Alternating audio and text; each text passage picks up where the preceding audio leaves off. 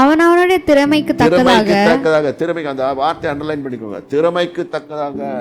இயேசுநாதர் இந்த வார்த்தையை பயன்படுத்துறாரு. Owner of the world is using this word. யோசனை பண்ணி பாருங்க.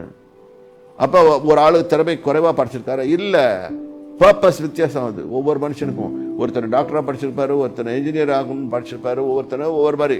இந்த டாக்டரை கொண்டு வந்து அவனை போய் வேற ஏதாவது டிபார்ட்மெண்ட்ல விட்டோம்னா அவன் என்ன பண்ணுவான்? அவனுக்கு உண்மை பண்ண முடியாது. அவனுக்கு இருக்கிறதெல்லாம் டாக்டர் மூலம். நம்ம ஊரில் இப்போ நம்ம பிள்ளைங்களே படிக்கும்போது நானும் பண்ணியிருக்கேன் அந்த தவிர.